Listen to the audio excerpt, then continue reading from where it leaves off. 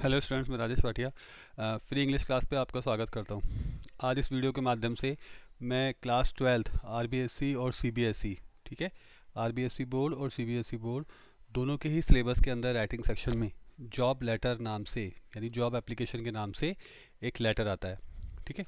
तो उस लेटर के बारे में मैं आपको इस वीडियो के माध्यम से बता रहा हूँ।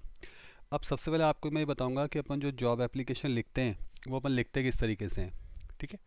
आपको पता है कि आपकी जब कॉपी पे आप लेटर या एप्लीकेशन लिखना चालू करेंगे तो सबसे पहले सेंडर एड्रेस आएगा।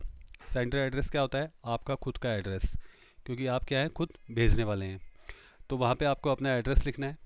जैसे यहाँ ऊपर लिखा हुआ है sender address, the sender's address is usually put on the top left hand corner, ठीक है। आपको बिल्कुल कॉपीज़ का जो पेज होगा उसके लेफ़्ट साइड में आपको सेंडर एड्रेस लिखना है।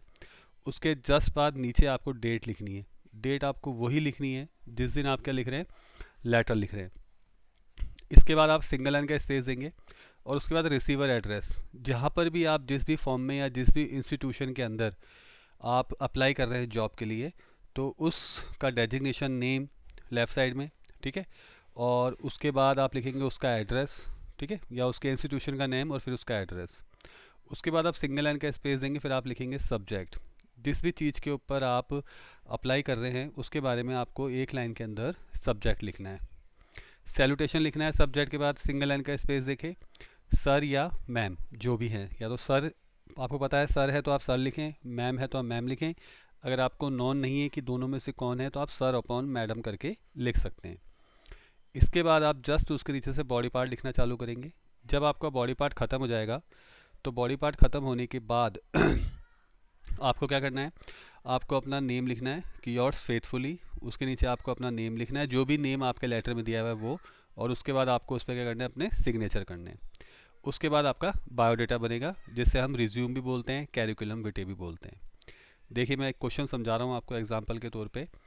बाल Vidya public school Bhilai urgently requires a post graduate teacher to teach political science for which they have placed an advertisement in the Bhilai Express. You are Sanjay और Sanjana Sharma from 21 Vasant Marg Bhilai. Draft a letter including a CV. CV की full form है यहाँ पे curriculum vitae यानी biodata, applying for the advertised post, ठीक है। ये आपके सीबीएसई के अंदर आया हुआ भी है 2018 के अंदर, 2018 के अंदर। अब देखिए सबसे पहले आपने एड्रेस लिखा, एड्रेस जो आपके लेटर में दिया हुआ था 21 वसंत मार्ग, आपने वही एड्रेस लिखा है। एड्रेस कहाँ का है? भिलाई का, आपने भिलाई लिखा। उसके नीचे आप डेट डालेंगे। जैसे आपका पेपर है 24 मार्च से स्टार्ट हो रहे हैं आरबीएसई बोर्ड के और 26 अप्रैल से स्टार्ट हो रहे हैं सीबीएसई बोर्ड के, तो जो भी आपकी डेट आएगी इंग्लिश की पेपर की वो डेट आपको यहाँ लिखनी है। जैसे फॉर एग्जांपल 24 मार्च 2022। इसके बाद आपको सिंगल लाइन का स्पेस देना है। यहाँ आप सिंगल लाइन का स्पेस देंगे। अपन स्कूल में अप्लाई कर रहे हैं पॉलिटिकल साइंस टीचर के लिए, तो यहाँ पे अपन लिखेंगे द प्रिंसिपल। उसके जस्ट नीचे वाले लाइन में लिखेंगे बाल विद्या पब्लिक स्कूल, जो आपको ऊपर एड्रेस दिया हुआ है, स्कूल का नाम दिया हुआ है भिलाई। इसके बाद में आप सिंगल लाइन का स्पेस देंगे और आप लिखेंगे सब्जेक्ट। सब्जेक्ट में लिखेंगे application for the post of post graduate teacher, क्योंकि पोस्ट ग्रेजुएट टीचर की वैकेंसी है, पॉलिटिकल साइंस की है, तो पॉलिटिकल साइंस आपको पता है 11-12 के अंदर ही चलती है, तो वो पीजीटी टीचर हो जाते हैं। इसके बाद आप लिखेंगे एक सिंगल लाइन का स्पेस देके सर अपॉन मैम, क्योंकि हमको पता नहीं है कि प्रिंसिपल वहाँ पे जेंट्स है या लेडीज़ है, तो इसलिए हम सर और अपॉन मैम दोनों लिखेंगे। फिर ये लाइन लिखनी है आपको, in response to your advertisement in the Bhilai express dated, जिस डेट को आप लेटर लिख रहे हैं ना, उस डेट से 2-4 दिन पहले की डेट आप डाल दीजिएगा। जैसे अपन लिख रहे हैं 24 मार्च को, तो यहाँ पे आप डेट डाल दीजिएगा लगभग 20 मार्च, ठीक है। तो March 2022 for the post of a political science teacher in your renovated school I wish to offer my candidates, ठीक है। ये जो पैराग्राफ आपने लिखा है, ये वाला पैराग्राफ जिसको मैं डार्क कर रहा हूँ, ये आपको जॉब एप्लीकेशन के हर स्टार्टिंग के अंदर बॉडी पार्ट के स्टार्टिंग में लिखना है। बस यहाँ पे पेपर का नाम जो है वो चेंज हो सकता है, कोई डेट अगर आप चेंज करना चाहें तो वो डेट चेंज हो सकती है, ठीक है। ये आपको लिखना है। उसके बाद आप थोड़ा सा अपने डिटेल देंगे कि I am enclosing a copy of my data for your perusal and kind consideration. I am available for the interview on any day of your convenience. If given a chance to serve you, I assure you that I shall work with utmost sincerity and dedication up to your satisfaction। यहाँ पे मतलब आपको बताना है इस body part के second paragraph में कि आप बायोडाटा भी क्या कर रहे हैं, एनक्लोज कर रहे हैं, लेटर के साथ भेज रहे हैं।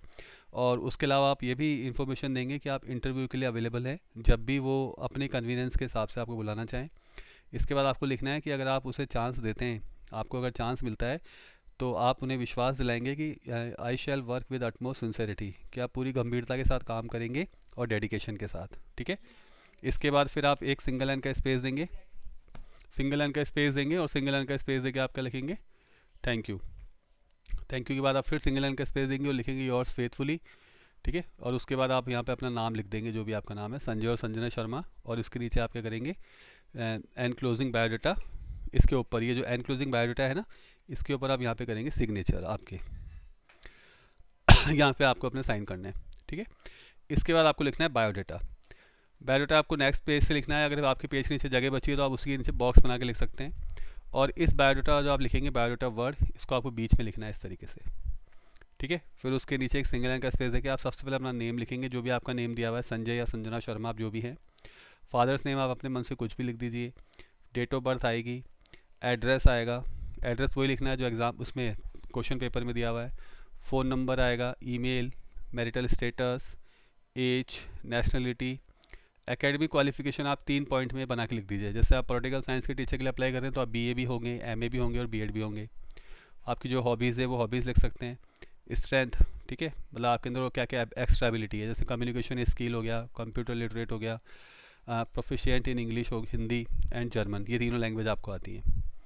नेम, एड्रेस और रेफरेंस, आप जिसका आपने रेफरेंस दिया है, जिसके रेफरेंस आप स्कूल में आ रहे हैं, उनके नेम आप और एड्रेस आप डाल दीजिए, वो आपने डाल दिया। उसके बाद आपको बायोडाटा क्लोज करना है। सिंगल लाइन का स्पेस है कि आप डेट लिखेंगे, जिस दिन आप बायोडाटा लिख रहे हैं उस दिन की डेट डालेंगे। और यहाँ जहाँ मैंने लिखा है ना नेम, इसकी जगह आप नाम लिखेंगे संजय या संजना, जो भी आपका नाम दिया हुआ है। ठीक है। तो सीबीएसई बोर्ड के अंदर 6 नंबर का ये क्वेश्चन आता है और आरबीएसई बोर्ड के अंदर भी ये 6 नंबर का क्वेश्चन आएगा और वेरी वेरी इंपॉर्टेंट है लेटर के अंदर। और आरबीएसई बोर्ड वालों के लिए तो खास तौर से ये इंपॉर्टेंट है क्योंकि इस साल उनके 100% आने का चांस है जॉब एप्लीकेशन का। ठीक है। अगर आपको वीडियो पसंद आया हो तो लाइक करें, शेयर करें। थैंक्स एंड धन्यवाद।